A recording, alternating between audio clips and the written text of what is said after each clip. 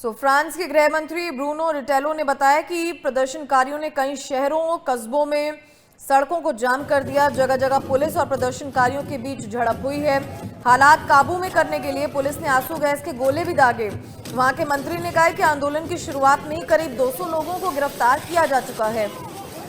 Social media से ये block everything movement शुरू हुआ और इसमें 10 सितंबर को देश भर में सब कुछ बंद करने की अपील की गई। ये आंदोलन प्रधानमंत्री पद से इस्तीफा दे चुके फ्रांसवा बायरो की बजट नीतियों के खिलाफ शुरू हुआ था। बायरो ने सार्वजनिक खर्च में लगभग 4 लाख करोड़ रुपए की कटौती कर दी थी। इससे देश भर में पेंशन पर रोक लग गई।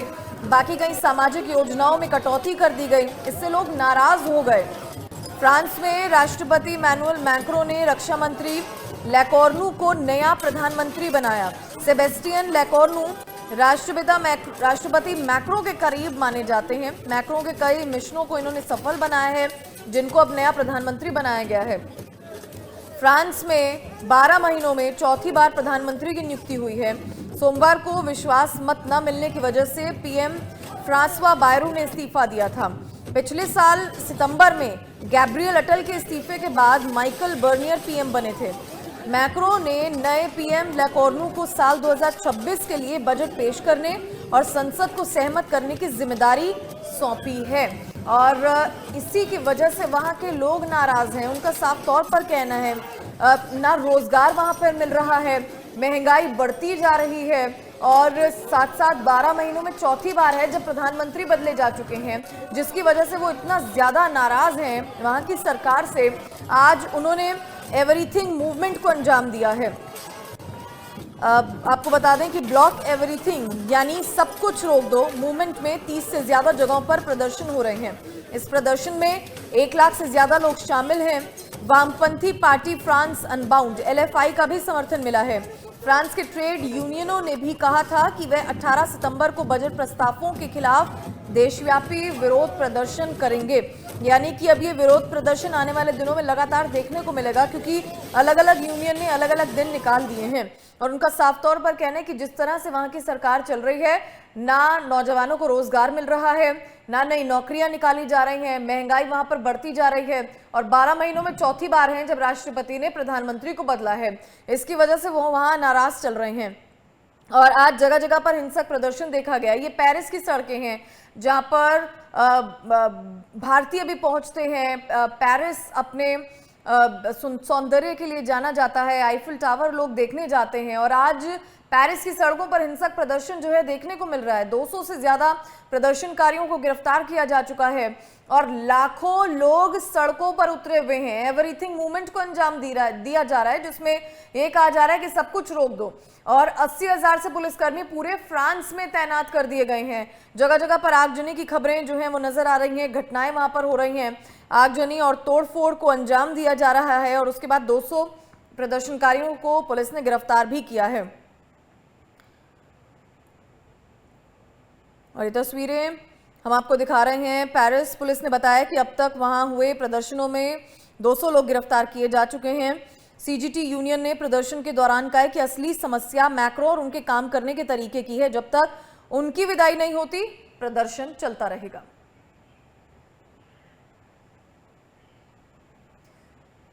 पीयूष अग्रवाल हमारे साथ लाइव जुड़ गए हैं, रिटायर्ड कर्नल हैं, रक्षा विशेषज्ञ। पीयूष जी, जिस तरह की तस्वीरें आज पूरे फ्रांस से सामने आ रही हैं, आप इन तस्वीरों को देखकर क्या कुछ कहना चाहेंगे? क्योंकि वहां के लोग इतने ज्यादा गुस्से में हैं, वो चाहते हैं जब तक मैक्रो नहीं हटेगा तब तक ये प्रदर्शन चलता रहेगा। बिल्कुल, ये तो एक तरह से जैसे 1700 में 18वीं शताब्दी में फ्रेंच रेवोल्यूशन हुआ था, ये उस फ्रेंच रेवोल्यूशन की याद ताजा कर रहा है। वहां पर उस वक्त फ्रांसिस गॉटियर के अगेंस्ट हुआ था, आज ये मैक्रोन के खिलाफ हो रहा है और पूरा इसके पीछे अगर हम समझे तो एक कहीं ना कहीं दुनिया भर में एक सोची समझी साजिश चल रही है। जहां पर भी राइटिस्ट गवर्नमेंट्स हैं, उनको किसी ना किसी तरीके से अनसीट किया जा रहा है, हटाया जा रहा है लेफ्टिस्ट गवर्नमेंट्स के द्वारा या लेफ्टिस्ट आइडियोलॉजी के द्वारा। और ये लेफ्टिस्ट आइडियोलॉजी है, ये कहीं से अगर हम समझें तो डीप स्टेट से प्रभावित है। तो कहीं ना कहीं डीप स्टेट का रोल इस पूरे पूरे प्रकरण में नजर आता है। जैसा कि आपने देखा है हमारे देश के चारों तरफ, बांग्लादेश में हुआ पिछले 2 साल के अंदर, नेपाल में अभी हो रहा है, म्यांमार में 3 साल पहले हुआ, पाकिस्तान में हुआ। तो डीप स्टेट जो होती है वो एक लेजिटिमेट गवर्नमेंट को गिराने का काम करती है, और वो फ्यूएल करती है, आग लगाती है थ्रू कुछ ना कुछ उनको मुद्दा चाहिए होता है। और देश को आज समझने की जरूरत है कि किसी भी हालत में ये डीप स्टेट अपने मंसूबों पर कामयाब ना हो पाए। फ्रांस में हो गई है, ये बहुत बड़ा एक इंडिकेशन है हमारे देश के लिए भी कि हमें भी बच के रहना है इस तरह के डीप स्टेट। कोशिशें बहुत हुई हैं, इसके बारे में हम आगे भी चर्चा करेंगे। लेकिन सर, जिस तरह की तस्वीरें वहां से सामने आ रही हैं, आखिर कोई ना कोई वजह तो जरूर हुई होगी, क्योंकि लोगों का साफ तौर पर कहना है कि ना रोजगार मिल रहा है, नौकरियां हैं नहीं, बेरोजगारी बढ़ती जा रही है और महंगाई अपने चरम पर है। और उसके बाद राष्ट्रपति जो मैक्रो हैं वो 12 महीने में 4 बार प्रधानमंत्री बदल दिए हैं उन्होंने। एक्चुअली मैक्रोन को समझ में नहीं आ रहा कि करना क्या है। इस वक्त सिचुएशन इस तरह की है कि खाली फ्रांस ही नहीं, पूरा यूरोप एक बहुत बुरे फेज से गुजर रहा है। आप उनकी अगर जीडीपी ग्रोथ देखें तो वो निगेटिव है यूरोप की, ईयू की। इसी वजह से कुछ साल पहले यूके ने ब्रेक्सिट करके यूरोपियन यूनियन से बाहर का रास्ता लिया। यूरोप में एनर्जी क्राइसिस है, मैन्युफैक्चरिंग ऑल टाइम लो पर है, चाइना और जो एशियन कंट्रीज हैं वो ग्रो कर रहे हैं, और उसके बावजूद ये जो यूरोप मिलकर एक यूक्रेन जैसे युद्ध में अपना काफी सारा पैसा, अपनी एनर्जी लगा रहा है, और उसका इंपैक्ट जो पड़ रहा है, कई सारे फैक्टर्स हैं, ये भी एक बहुत बड़ा फैक्टर है। दूसरा वहां का डेमोग्राफिक पैटर्न चेंज हो रहा है यूरोप का, उसने भी बहुत बड़ा इंपैक्ट डाला है यूरोप में। बहुत सारा इमिग्रेशन वहां पर हुआ है। जो मिडिल ईस्ट में पैलेस्टीन, हमास, गाजा, सीरिया, इनमें जो युद्ध हुए हैं या जो उथल पुथल हुई है, वहां से बहुत संख्या में जो इलीगल इमिग्रेंट्स इन देशों में गए हैं, और इन्होंने एक सही तरीके से, जिसे कहें ना कि एक फ्यूएल किया है इस तरह के प्रोटेस्ट को। और ये प्रोटेस्ट आप फ्रांस से शुरू हुए, यूरोप में अभी आने वाले, आप मार्क माय वर्ड्स, आप ध्यान रखिए, ये लंदन, यूके में भी होंगे, बेल्जियम में भी होंगे, और कई सारे, जर्मनी में भी इसके कगार पर हैं। तो कई देशों में ये जितने भी प्रोटेस्ट होंगे, और ये धीरे धीरे बढ़ते रहेंगे जब तक कि वहां की सरकारों को इन बेसिक मुद्दों को समझ नहीं होगी कि फोकस जो होना है अपने लोगों के ऊपर होना है, ना कि आप अपना पैसा यूक्रेन के युद्ध के लिए सपोर्ट करें या किसी और चीज के लिए सपोर्ट करें। तो इनवर्ड लुकिंग गवर्नमेंट्स की बहुत जरूरत है। जब तक कोई भी गवर्नमेंट दूसरे के घर को मिटाकर या दूसरे के घर को तबाह करके अपने देश को खुश रखेगी, वहां पर ये इस तरह के प्रोटेस्ट बढ़ते जाएंगे। क्या पीयूष जी, इसकी असली वजह यह भी हो सकती है क्योंकि जो देश का कर्ज है वो ज्यादा बढ़ चुका है फ्रांस का, और इसे कंट्रोल करना जरूरी है, और जो फ्रांस का कर्ज, देश की जो जीडीपी है वो 113% तक पहुंच चुकी है।